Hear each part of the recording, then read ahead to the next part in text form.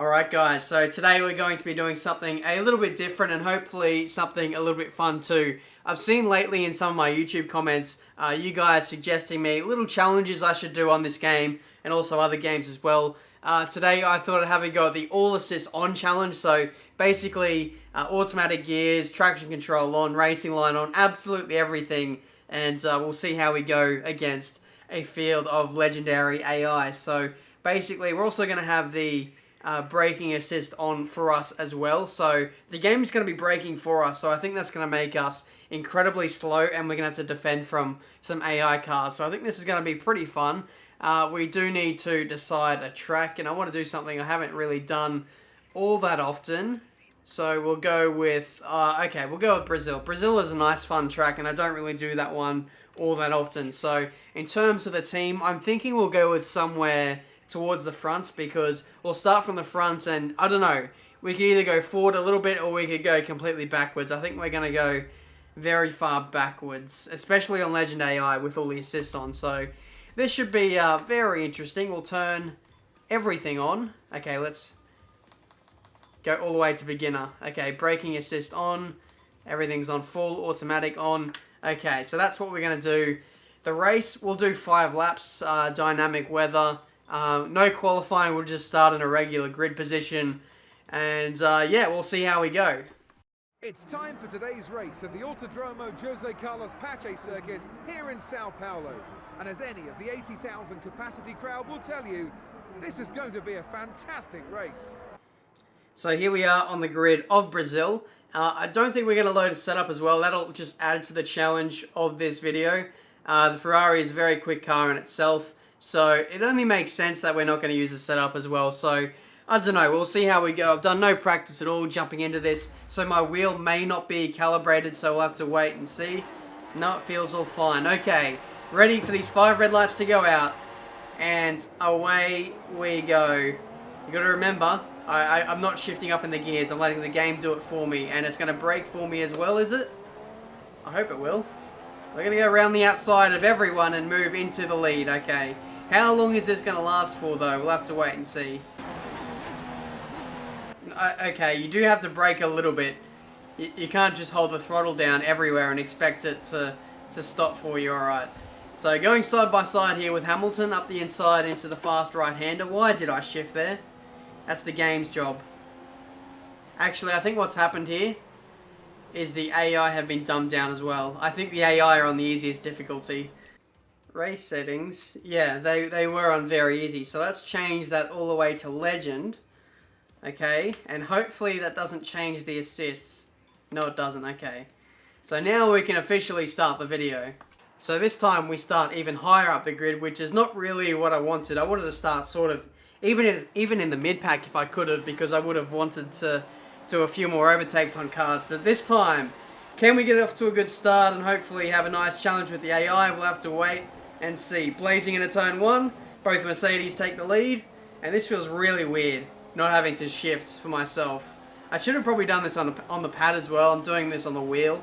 So literally all I'm doing is steering the car towards the corner and just dabbing my foot on the brake a little bit. Here comes a Williams, that's Felipe Massa. Yes, this car is very conservative, very heavy on the brakes, heading into any kind of braking zone. Massa, right around the outside into the fast right-hander. Is he going to hold it? No, he's not. Look at how conservative the upshifts are on this game, on the automatic gears. This is why people who don't use manual are losing out so much. Hamilton 16.3, we do an 18.5 from a standing start. This is kind of a showing of how much slower running assists is on F1 2015, at least for manual gears. Manual gears is probably the biggest thing. If you can get on top of this assist and run manual gears, then you're going to be so much quicker because you're able to choose what kind of gear you want to be in. You can use a bit of engine braking, brake later, and also get better traction out of corners because you almost have better control over the car.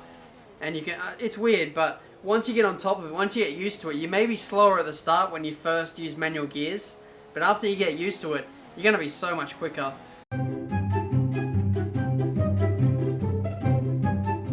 I was kind of in no man's land in that race. I wasn't faster than the Mercedes, but at the same time I was faster than everyone else. So what I'm going to do this time is I'm going to restart. I'm going to go to the back of the field and go from last and see how many positions we can pick up using all the assists on. Don't touch me, Manners. Thank you. Thank you very much. And we got a 2-second time penalty. Isn't that lovely? Someone has gone off. Is it one of the Mercedes? Of course it is.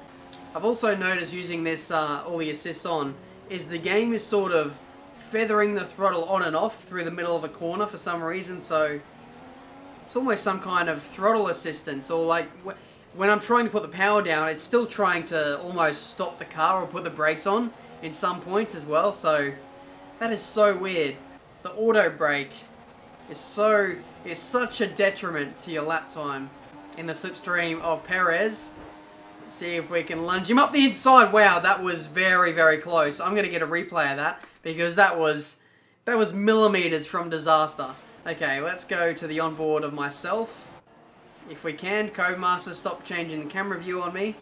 Okay, we're coming up to the braking zone now, and this is in slow motion. We just, I'm talking just, cleared Perez's car. We moved to the inside at literally the perfect time. I think we literally shaved our front wing on his left rear tyre there. That was incredible. Back in the action now. We go around the outside of Pastor Maldonado. Bit of contact, as you'd expect. Oh, we've done a Maldonado on Maldonado. Oh, I'm sorry. I was sort of, I rejoined in the middle of the corner, and I wasn't really in the same kind of rhythm as what Maldonado was. And you'll see from the third person view just how badly we screwed over Maldonado here. Yep. Completely took him out. This is probably one of the worst incidents or worst displays of driving I've done in a very long time. Off the track, and then I completely swerve across into his line and smash him into the barriers. And it's game over for Maldonado. At the inside of Hulkenberg, this move was much cleaner. I actually can't believe I didn't get a penalty for smashing off Maldonado. That's some nice stewarding there in this race. Rosberg does it 12.7. We're going to come up to the finish line and see what we do. It is a 1:13.6, so just about a second off the pace. I'm actually really surprised that we can... That's not contact with me. That's contact with Grosjean and whoever else was on the inside. That was Carlos Sainz. So considering the braking assist is on for this race, we're actually able to carry the car very deep into the braking zones and pass people up the inside. If you play on recent or older F1 games, the game will start braking well before the actual braking zone, and so if you run this assist, it's almost like a liability. And thanks for that, Raikkonen. Who was that? Raikkonen and a Red Bull. I think it was Kvyat. Yeah, it must have been Kvyat. So this is the final lap now. We've actually got front wing damage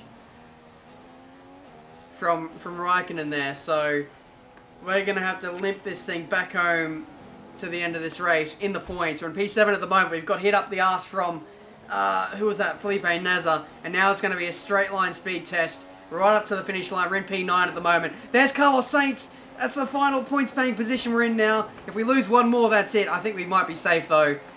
But bringing it up to the line, we're going to finish in the points after dropping back down to last in the all assists on challenge.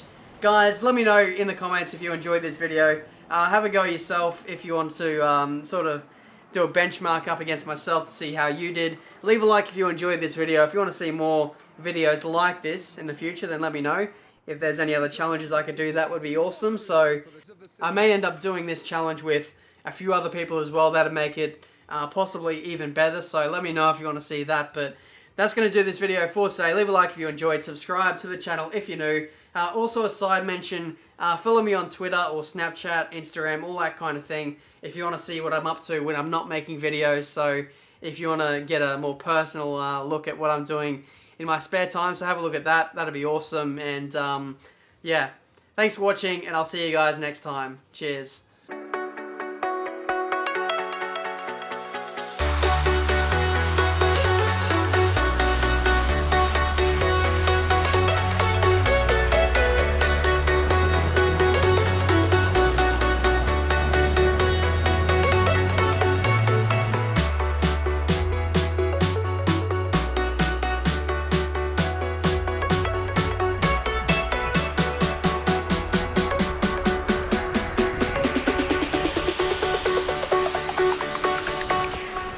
Jack it up.